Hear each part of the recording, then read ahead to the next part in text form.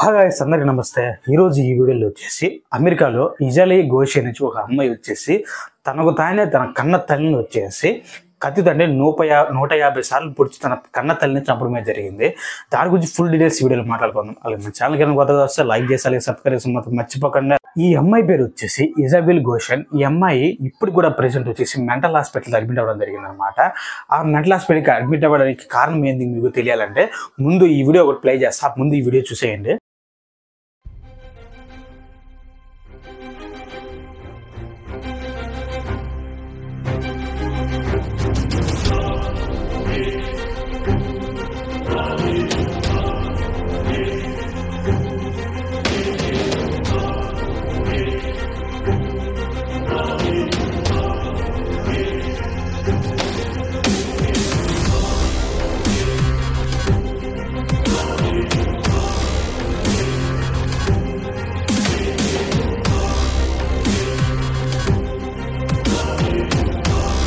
ఈ అమ్మాయి 1995లో అమెరికాలో ఒక కపిల్స్కి అయితే ఏమైతే పుట్టడం జరిగిందనమాట. ఎవరైనా తల్లిదండ్రులు పిల్లలు పుడితే అలాంటి చాలా సంతోషంగా ఉంటారు కదా. అలాగా ఈమెకు వచ్చేసి 10 సంవత్సరాలు వచ్చేదాకా కూడా వాళ్ళ తల్లి అయితే ఈమెతో చాలా హ్యాపీగా ఉన్నారనమాట. దాని తర్వాత తన పేరెంట్స్కి అయితే వాళ్ళ దగ్గర చిన్న చిన్న విభేదాల వల్ల వాళ్ళిద్దరు అయితే డివోర్స్ అయితే తీసుకోవడం జరిగింది. మన ఇండియాలో అదేదో కొంచెం ఏదో పెద్ద విషయంగా చూస్తారు కానీ అమెరికాలో ఈ డివోర్స్ అనేది కానీ చాలా క్యాజువల్గా జరుగుతుంది. అది ఎవరైనా మామూలుగా తీసుకుని చెప్పేసి అక్కడైతే అమెరికాలో చాలా క్యాజువల్గా తీసుకుంటారు ఈ డివోర్స్ అనేది. కానీ ఈ డివోర్స్ అనేది తన కూతురు మాత్రం, అంటే ఆ పేరెంట్స్ ఇద్దరు కూతురు మాత్రం ఆమె అయితే ఈ డివోర్స్ అనేది క్యాజువల్గా తీసుకోలేకపోయింది. దీని తర్వాత ఇప్పుడు ఇద్దరు డివోర్స్ తీసుకున్నారు కదా. ఇప్పుడు మామూలు మన సినిమాలో చూస్తూ ఉంటాం కదా, ఎవరన్నా కూతురు కానీ కొడుకు కానీ ఉన్నప్పుడు తన తల్లిదండ్రులలో ఎవరు ఈ అమ్మాయిని చూసుకోవాలని చెప్పేసి కోర్టు అనేది నిర్ణయిస్తుంది. ఎవరు ఈ అమ్మకాడు ఉండాలని అయితే నాన్నకాడు ఉండాలని చెప్పేసి కోర్టు అయితే నిర్ణయించడం జరుగుతుంది కదా. అప్పుడు కోర్టు వచ్చేసి ఆ అమ్మాయిని వచ్చేసి తన తల్లి చూసుకోవాలని చెప్పేసి కోర్టు అయితే నిర్ణయించడం జరిగింది. ఈ అమ్మాయిని తన తల్లి దగ్గర ఉన్నప్పుడు వచ్చేసి వాళ్ళ అమ్మ వచ్చేసి 2 పెళ్లి చేసుకోవడం జరిగింది అనమాట. అంటే ఈమెకు వచ్చేసి స్టెప్ ఫాదర్ లాగా 2 పెళ్లి చేసుకోవడం జరిగింది అనమాట. దాని తర్వాత కొన్ని రోజుల తర్వాత ఈ అమ్మాయికి ఆ స్టెప్ ఫాదర్ వల్ల ఏదో ఒక ప్రాబ్లం వస్తూ ఉండేది అనమాట. ఈమెకు అసలు అతను నచ్చేవాడు కాదనమాట. ఏమో వచ్చి తరచుగా వాళ్ళ అమ్మ చెప్తా ఉండేది, నాకు ఈ ఫాదర్ నచ్చలేదు, పాత నానే బాగుండేవాడు, ఈ ఫాదర్ నాకు నచ్చలేదు అని చెప్పేసి వాళ్ళ అమ్మ దగ్గర ఈ అమ్మాయి వచ్చి తరచుగా గొడవ పడతా ఉండేది. ఒక రోజు అంటే 2013లో వచ్చేసి ఈ అమ్మాయి వచ్చేసి వాళ్ళ అమ్మకు వచ్చి ఒక మెయిల్ అయితే పంపడం జరిగిందనమాట. నువ్వు చేసిన తప్పులకు వచ్చేసి ఒక రోజు అనుభవిస్తావని చెప్పేసి కోపంతో ఒక మెయిల్ అయితే తన తల్లికి అయితే పంపించడం జరిగింది. తన ఆఫీస్లో ఈవినింగ్ చూసుకున్న తర్వాత మామూలుగా నార్మల్గా ఏదో ఒకటి పంపిస్తూ ఉంటుంది కదా అని చెప్పేసి వాళ్ళ తల్లి అనుకోవడం జరిగింది అనమాట. సాయంత్రం ఆఫీస్ నుంచి ఇంటికి రాగానే అప్పుడు వచ్చి మళ్ళీ వాళ్ళ కూతురు వచ్చి వాళ్ళ అమ్మతో గొడవ పడతా ఉందన్నమాట. నువ్వు ఎందుకు ఈ మ్యారేజ్ చేసుకున్నావు, నాకు అసలు ఈ స్టెప్ ఫాదర్ అసలు నచ్చట్లేదు అని చెప్పేసి తరచుగా వాళ్ళ అమ్మతో వచ్చి ఏదో ఒక ప్రాబ్లం ఏదో గొడవ పడతా ఉండేది అనమాట. ఈ అమ్మాయి ఎన్ని చూస్తున్నా వాళ్ళ అమ్మకు వచ్చేసి ఇంకా విసుగు వచ్చేసి ఎవరైతే వాళ్ళ ఒరిజినల్ ఫాదర్ ఉన్నారు కదా ఆయనకైతే ఫోన్ చేసి వాళ్ళ ఒకసారి ఇంటికి రా, ఇట్లాగా మీ కూతురు ఇలా చేస్తుందని చెప్పేసి ఆయనకైతే చెప్పడం జరిగింది అనమాట. దాని తర్వాత ఆయన ఇంటికి వచ్చినప్పుడు ఈ అమ్మాయిని వచ్చేసి ఆయన బయటికి తీసుకుని పోయి మొత్తం ఎక్స్ప్లెయిన్ చేయడం జరిగింది అనమాట. సమాజం బయట ఎలాగుంది, నువ్వు కానీ పొరపాటుగా మీ అమ్మను వదిలేసి వచ్చినావు అనుకో, ఇప్పుడు ఎలాగంటే ఇప్పుడు మీ అమ్మ దగ్గర ఉన్నావు కాబట్టి కొంచెం సెక్యూర్గా ఉంటావని చెప్పేసి తండ్రి చెప్తా ఉన్నాడు. ఏదో ఒకసారి నచ్చ చెప్పేసి వాళ్ళ తండ్రి అయితే ఆమెకి నచ్చ చెప్పేసి వాళ్ళ అమ్మ దగ్గర ఇటు పెట్టేసి వెళ్ళిపోవడం జరిగింది. దీని తర్వాత ఆ అమ్మాయి వచ్చేసి కొన్ని రోజులు మామూలుగానే ఉన్నదన్నమాట. కొన్ని రోజుల తర్వాత మళ్ళీ ప్రాబ్లమ్స్ స్టార్ట్ చేసింది అనమాట. నాకు నచ్చలేదు, అసలు ఇంట్లో ఉండడం నాకు నచ్చలేదు అని చెప్పి మళ్ళీ ఇంట్లో అయితే ప్రాబ్లం చేయడం జరిగింది. అప్పుడు వచ్చేసి వీళ్ళ అమ్మ చూసి ఆమెకు విసుగు వచ్చేసి పోలీసుకి ఇన్ఫార్మ్ చేయడం జరిగిందనమాట. వాళ్ళు వచ్చి ఒక స్ట్రాంగ్ అప్డేట్ వార్నింగ్ ఇవ్వడం జరిగింది. ఆ రోజు కోర్టులో జడ్జి గారు నువ్వు మీ అమ్మ దగ్గర ఉండాలని చెప్పేసి జడ్జి గారు చెప్పడం జరిగింది. నువ్వు కానీ ఇప్పుడు కానీ బయటికి వెళ్తే నీకు ఇల్లు ఉండదు, ఏముండదు. మీ అమ్మ కానీ ఒకవేళ నాకు ఈ అమ్మాయి వద్దు, నేను చూడను అంటే నీకు ఇల్లు కూడా ఉండదు, నువ్వు బయట ఉండాల్సి వస్తుంది అని చెప్పేసి పోలీసులు అయితే ఈ అమ్మాయికి వచ్చి స్ట్రాంగ్గా వార్నింగ్ ఇవ్వడం జరిగింది. తర్వాత ఆ అమ్మాయి నార్మల్గా ఉన్నది అనమాట. ఇప్పుడు పోలీసులు వచ్చి వార్నింగ్ ఇచ్చారు కదా, అమ్మాయి వచ్చి కొన్ని రోజులు నార్మల్గా ఉన్నది. కానీ వాళ్ళ అమ్మ వచ్చేసి ఒక రోజు ఈవినింగ్ అంటే ఆఫీస్ నుంచి వచ్చి స్నానం చేయడానికి మేడ మీదకి వెళ్ళినప్పుడు అంటే ఈ హస్బెండ్ అంటే స్టెప్ ఫాదర్ అయితే ఉన్నారు కదా, రెండో బాగా ఆయన వచ్చేసి హాల్లో కూర్చొని ఉన్నాడు అనమాట. ఆ బాత్రూంలో నుంచి ఒక్కసారిగా పెద్దగా అంటే సౌండ్స్ వస్తామని అనమాట. ఎవరో అరుస్తానికి కేకలు పెడితే సౌండ్స్ వస్తామంటే వీళ్ళ స్టెప్ ఫాదర్ ఏదైతే ఉన్నారు కదా ఆయన వచ్చేసి అక్కడికి వెళ్ళడం చూసడం జరిగింది అనమాట.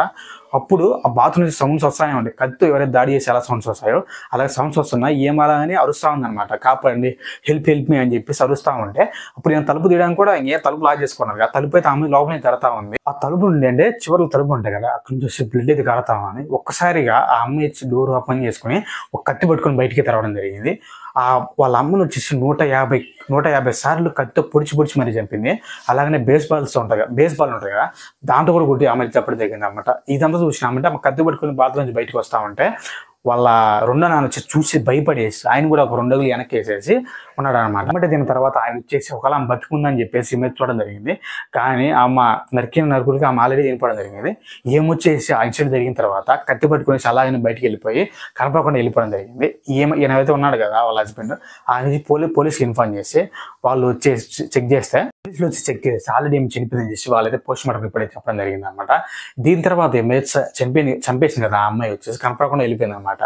ఏమొచ్చి ఒక షాప్ దగ్గర, అంటే వాళ్ళ దగ్గరలో ఒక షాప్ దగ్గర వెళ్ళేసి ఫుల్ బాడీ అంతా బ్లడ్తో ఉందన్నమాట. ఫుల్ బాడీ అంతా బ్లడ్తో ఒక షాప్ దగ్గరికి వెళ్ళేసి నన్ను ఒక అతను వచ్చేసి రేప్ చేయబడ్డాడు, నన్ను కాపాడడానికి నేను ఆ కత్తితో అతను నరికేసాను అని చెప్పేసి వాళ్ళనైతే నమ్మించింది అనమాట. నాకు డ్రెస్ ఇవ్వని చెప్పి వాళ్ళనైతే కోరితే వాళ్ళు సర్లే నిజమైన నమ్మేసి వాళ్ళు వచ్చేసి ఆ డ్రెస్ అయితే ఇవ్వడం జరిగింది అనమాట. దీని తర్వాత మొత్తం అంటే ఇన్సిడెంట్ తర్వాత టోటల్గా చేంజ్ అయిపోయింది. ఆ హెయిర్ కట్ చేసుకొని హెయిర్ కలర్ వేసుకోవడం, అలానే తన నడిచే స్టైల్ కానీ అటు మొత్తం చేంజ్ అవ్వడం జరిగింది. దీని తర్వాత ఆ పోలీసులు వచ్చి ఎంక్వైరీ చేస్తామంటే ఆ షాప్ వాళ్ళే చెప్పడం జరిగింది అనమాట. ఇలాగా ఆ అమ్మాయి చెప్పింది, నన్ను ఎవరో రేపు చేయకపోతే నేను ఇలాగా ఆయన నరిగేసాను అని చెప్పేసి ఆ అమ్మాయి చెప్పడం వల్ల మేము ఇలా ఆమెకి హెల్ప్ చేసామని చెప్పేసి ఆ షాప్ వాళ్ళని చెప్పడం జరిగింది అనమాట. దీని తర్వాత వాళ్ళైతే పోలీసులు ఎదుగుతా ఉన్నారు. 2 రోజుల తర్వాత ఈమె 2 రోజుల తర్వాత తన ఇంటి దగ్గరలోనే కార్ పార్కింగ్ ఏరియా ఉంటుంది కదా, అక్కడ తినడం జరిగింది అనమాట. అక్కడ చూసిన వాళ్ళు చాలా మంది డౌట్ తీసి ఒకవేళ ఈ అమ్మాయి ఏంటొచ్చామని చెప్పేసి పోలీసుకి ఇన్ఫార్మ్ చేయడం జరిగింది అనమాట. వాళ్ళు వచ్చేసి అమ్మాయిని అడిగితే నీ పేరు ఈసైల్ గోషేలే కదా అని అడిగితే అమ్మాయి వచ్చేసి నా పేరు కాదు అని ఏదో పేరు చెప్తా ఉంది అనమాట. ఏదో తెలియని పేరు చెప్తా ఉంటే ఈ పోలీసులకి డౌట్ వచ్చేసి అమ్మాయిని వచ్చి పోలీస్ స్టేషన్ తీసుకొని పోయేసి ఫింగర్ ప్రింట్స్ టెస్ట్ చేసి అప్పుడు తెలిసిందన్నమాట ఈ అమ్మాయే ఆ మర్డర్ చేసిందని చెప్పేసి అప్పుడే తెలడం జరిగింది. ఏదైతే మీరు వీడియో చూశారు కదా, ఒక వీడియో అంటే కోర్టులో ఉన్నారు కదా, అప్పుడే అనమాట వీడియో తీస్తుంది. ఏదైతే అప్పుడు చెక్ చేసిన తర్వాత అమ్మాయి అయితే కోర్టు తీసుకోవడం జరిగింది అనమాట. అసలు అమ్మాయి ఆ ఇన్సిడెంట్ తర్వాత వచ్చేసి అసలు ఆ కెమెరా ముందుకు నవ్వుతా ఉంది కదా, ఎవరినన్నా కానీ ఎలా శిక్షిస్తారు మామూలుగా, తను చేసిన తప్పుని ఒప్పుకుంటేనే కదా ఎవరైనా శిక్షిస్తుంది. కానీ వచ్చేసి ఏం చేసినా ఏమో గుర్తులేదనమాట, అంత ఇదిగా మాట్లాడుతూ ఉందన్నమాట. కన్న తల్లిని 150 సార్లు కత్తితో పొడిచి బేస్బాల్తో కొట్టి మరి ఏమో కోర్టులోకి వచ్చినా కానీ ఆ కెమెరా చూసి నవ్వుతా ఉందన్నమాట. అసలు నేను ఆ తప్పు చేసింది నేను కాదన్నట్టుగా ఏమైతే బిహేవ్ చేస్తా ఉంది. బిహేవ్ చూసేసి జడ్జి గారికి డౌట్ వచ్చేసి అసలు ఈమెనా అసలు ఇట్లా చేసింది, ఏమో చూస్తే ఏమో వాళ్ళకి ఇన్నోసెంట్ గా బిహేవ్ చేస్తా ఉంది, కానీ కెమెరా సైజ్ చూసి నవ్వడం ఇలా చేస్తా ఉంది కదా, అసలు ఏమైనా చేసిందని చెప్పేసి ఏమైనా వచ్చేసి మెంటల్ హాస్పిటల్ పోయి చెక్ చేయమని చెప్పి పోలీసులకి అయితే జడ్జి గారికి ఆర్డర్ అయితే ఇవ్వడం జరిగింది. మెంటల్ హాస్పిటల్లో ఏమో చెక్ చేసి ఏమోకి వచ్చేసి మెంటలీ డిస్టర్బ్ అయింది అనమాట.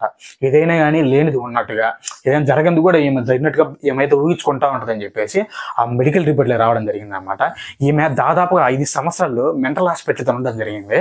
దీని తర్వాత ఏమొచ్చేసి 5 years అలాగా మెంటల్ హాస్పిటల్ ఉన్న తర్వాత ఏమొచ్చేసి November 22లో వచ్చేసి ఏమైనా మెంటలీగా స్టేబుల్ అయ్యాను, నాకు ఎటువంటి ప్రాబ్లం లేదు అని చెప్పేసి హాస్పిటల్ చెప్పడం జరిగింది అనమాట. దాని తర్వాత ఆమె వచ్చి డిశ్చార్జ్ చేసిన తర్వాత ఒక ఇంటర్వ్యూకి అయితే ఆమె తీసుకువెళ్ళడం జరిగింది అనమాట. ఆ ఇంటర్వ్యూలో క్వశ్చన్ అడుగుతా ఉంటే ఆమె వచ్చి ఏం చెప్తా ఉందంటే, నేను హాస్పిటల్లో ఉన్నప్పుడు నన్ను ఒక అతను వచ్చేసి సెక్సువల్గా హరాస్ చేశారని చెప్పేసి ఏమొచ్చి ఆ ఇంటర్వ్యూలో చెప్పడం జరిగింది అనమాట. అప్పుడు హాస్పిటల్లో ఉన్న ఆ అతను అడిగితే నేను అటువంటిది ఏం చేయలేదు, అసలు ఆ అబ్బాయి అలా చేశాడని చెప్పి అనేదానికి వచ్చేసి సాక్ష్యాలు అటువంటి ఏమీ లేవు అనమాట. ఏమొచ్చేసి ఇంకా మెంటల్ స్టేబుల్ కాకుండా హాస్పిటల్లో అలా అబద్ధం చెప్పేసి ఏమైతే బయటకు రావడం జరిగిందమ్మా. దీని తర్వాత ఆ ఇంటర్వ్యూ తర్వాత కూడా ఆమె వచ్చేసి మెంటల్గా డిస్టర్బ్ ఉందని చెప్పేసి ఇంకా ఆమెని హాస్పిటల్లో ఉంచడం జరిగింది. ఇంటర్వ్యూ ద్వారా చాలా మందికి వచ్చి అర్థమైంది అనమాట, ఈ మంగ మెంటలీగా డిస్టర్బ్లోనే ఉంది, ఇంకా ఆమె వచ్చేసి స్టేబుల్ కాదని చెప్పేసి చాలా మంది డౌట్తో ఆమెను వచ్చేసి మళ్ళీ మెంటల్ హాస్పిటల్కి పంపించడం జరిగింది అనమాట. అసలు ఏమో ఇలా కావడానికి వాళ్ళ తల్లిదండ్రులు డివోర్స్ కారణం అంటారా, లేకపోతే తను ఆ డివోర్స్ ద్వారా దాన్ని మెంటల్గా డిస్టర్బ్ అయ్యేసి ఇలా అయింది అనుకుంటారా? దేని వల్ల దీనికి కింద కామెంట్ చేయండి. అలాగే మన ఛానల్కి ఏమైనా కొత్తగా వస్తే లైక్ చేసి సబ్స్క్రైబ్ చేసుకోమని మర్చిపోకండి.